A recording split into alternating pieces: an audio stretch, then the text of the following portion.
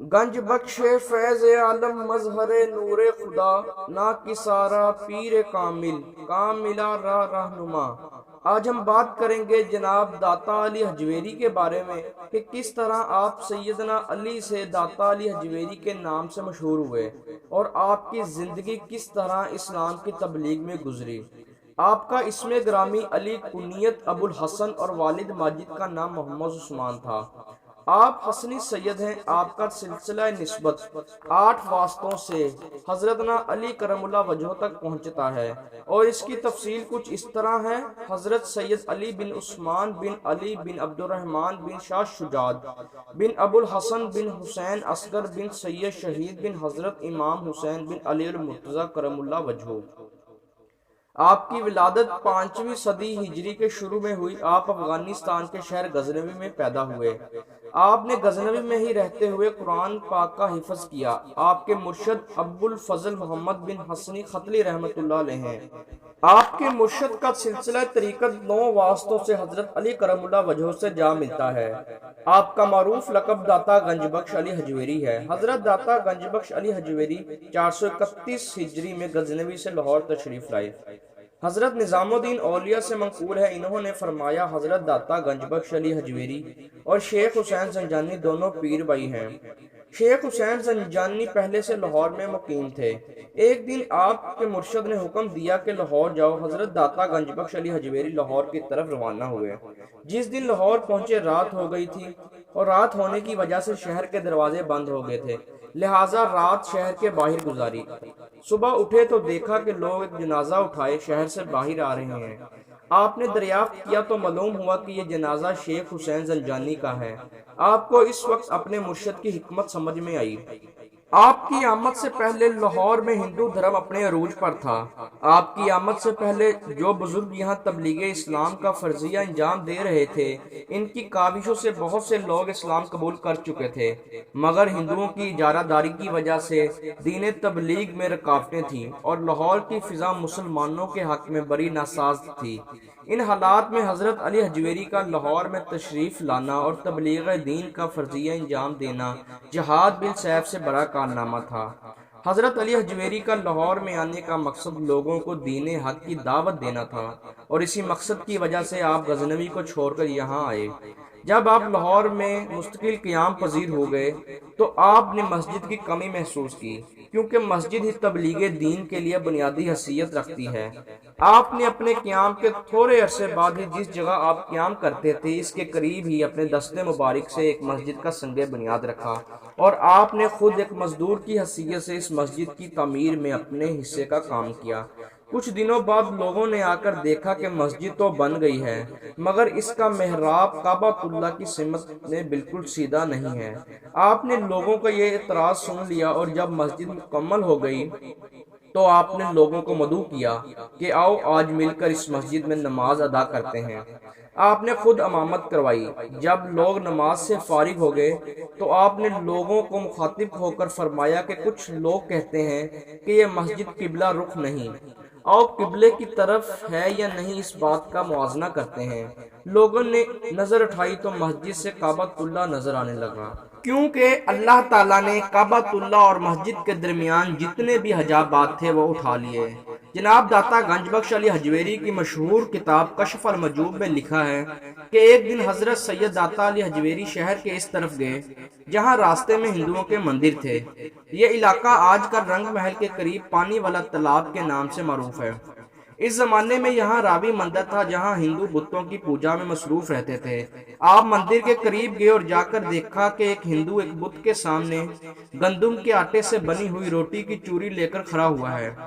آپ اندر داخل ہو گئے اور بت کو مخاطب کر کے کہا کہ اللہ کے حکم سے یہ چوری کھاؤ۔ جب آپ نے یہ حکم کیا کہ اللہ کے حکم سے یہ چوری کھاؤ تو وہ بت چوری کھانے لگا۔ ہندوؤں کا پجاری بھی وہاں موجود تھا۔ اسے دل میں افسوس ہوا کہ ہم سے ایسے واقعات نہیں ہوتے، ہم تو ایسا نہیں کر سکتے۔ اسے اپنی توہین محسوس ہوئی اور اس نے چوری والے ہندو سے کہا کہ تمہارا ایسے کرنے سے دیوتا تم سے ناراض ہو گئے ہیں، تمہارا دیوتا تم سے ناراض ہے، اب تمہارا ہمارے مذہب میں کوئی حصہ نہیں رہا، آج سے ہمارا تمہارا ناطہ ختم۔ کچھ روز بعد وہ چوری والا ہندو حضرت داتا گنج بخش علی حجویری کی بارگاہ میں حاضر ہوا اور اس نے عرض کی کہ حضور اس دن والے واقعے سے لوگ انکار کر رہے ہیں، لوگ یہ بات ماننے پر آمادہ ہی نہیں ہے کہ یہ واقعہ حقیقت میں ہوا ہوگا۔ آپ نے عرض کی کہ اپنے عزیزوں اور رشتہ داروں کو اکٹھا کر کے لاؤ۔ لوگ جمع ہو گئے۔ آپ نے پھر بت کو حکم دیا کہ اللہ کے حکم سے یہ چوری کھاؤ، تو وہ بت دوبارہ چوری کھانے لگا۔ آپ نے فرمایا کہ ہر چیز پر اللہ تعالیٰ قدرت رکھتا ہے، ان بتوں کی پرستش سے باز آ جاؤ، توبہ کرو اور اللہ کے دین کی طرف آ جاؤ۔ آپ کی اس کرامات سے بے شمار ہندو مسلمان ہوئے۔ حضرت داتا گنج بخش علی حجویری کی ایک مشہور کرامت یہ بھی ہے کہ ایک دن آپ اپنی رہائشگاہ پر تشریف فرما تھے کہ ایک بوڑھی عورت کا یہاں سے گزر ہوا جس کے سر پر دودھ سے بھرا ہوا مٹکا تھا۔ حضور داتا گنج بخش علی حجویری نے اس سے عرض کی کہ یہ پیسے لو اور یہ دودھ مجھے دے دو۔ اس نے یہ کہتے ہوئے صاف انکار کر دیا کہ یہ دودھ صرف اور صرف رائے راجو کے لیے ہے، کیونکہ اگر رائے راجو تک یہ دودھ نہ پہنچا تو اس کی بھینسوں کے تھنوں میں سے دودھ کی بجائے خون آنا شروع ہو جائے گا۔ حضرت داتا گنج بخش علی حجویری نے اسے عرض کی کہ یہ دودھ تم مجھے دے دو تو انشاءاللہ اللہ کی قدرت سے تمہاری بھینسوں کے تھنوں میں دودھ میں اضافہ ہو جائے گا۔ حضرت داتا گنج بخش علی حجویری کے عرض کرنے پر اس نے دودھ حضرت داتا گنج بخش علی حجویری کے حوالے کر دیا۔ آپ نے اس میں سے ایک گھونٹ لیا اور باقی دریا میں بہا دیا۔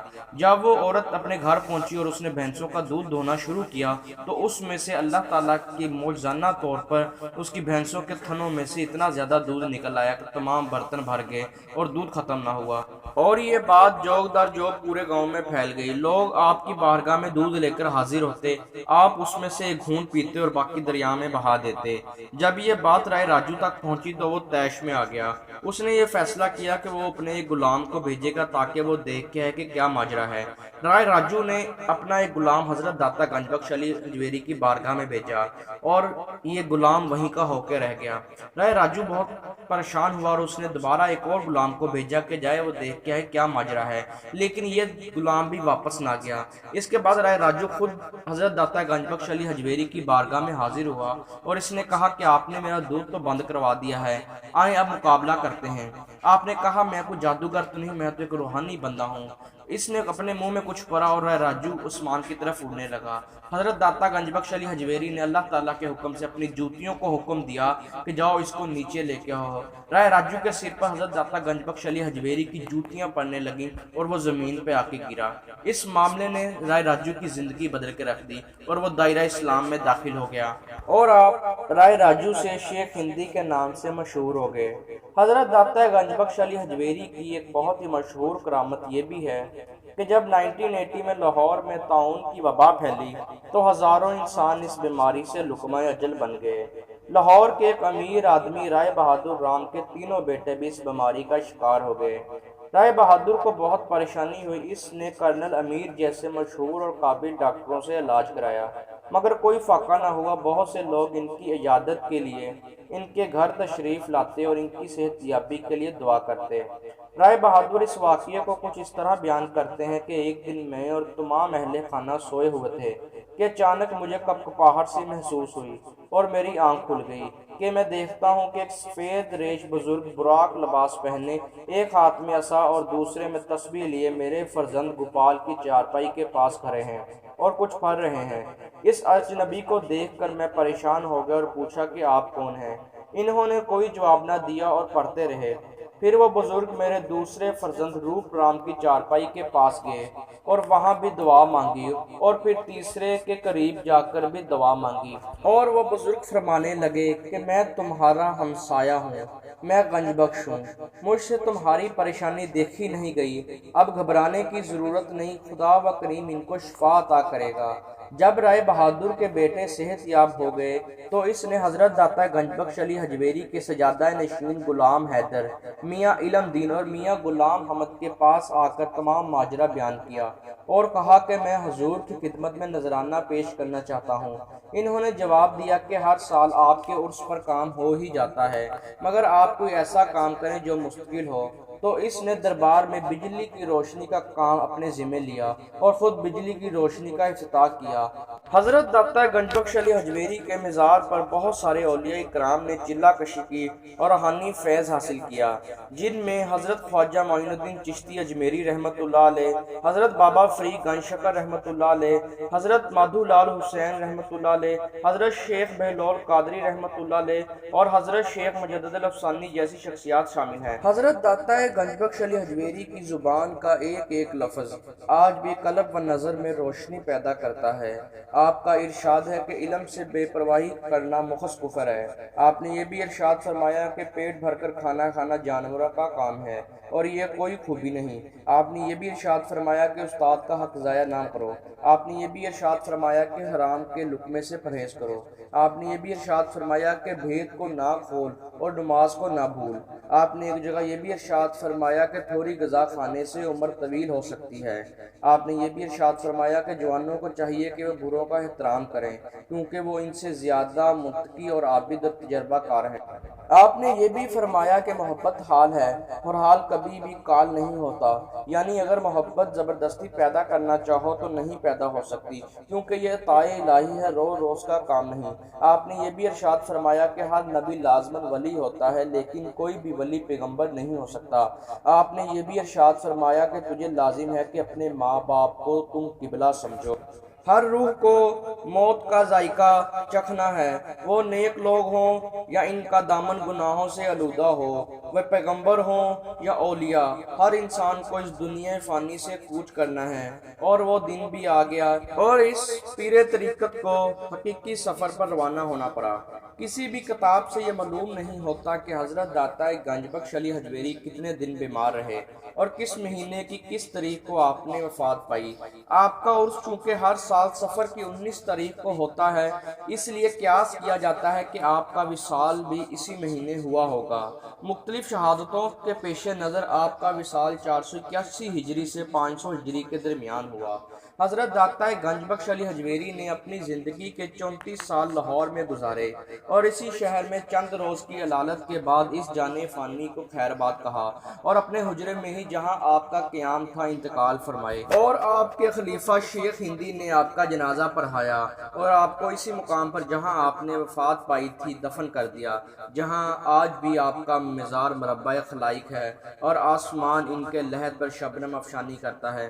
مزید ایسی ویڈیوز کے لیے چینل کو سبسکرائب کرنا نہ بھولیے گا۔ مجھے دیجیے اجازت، اللہ نگہبان۔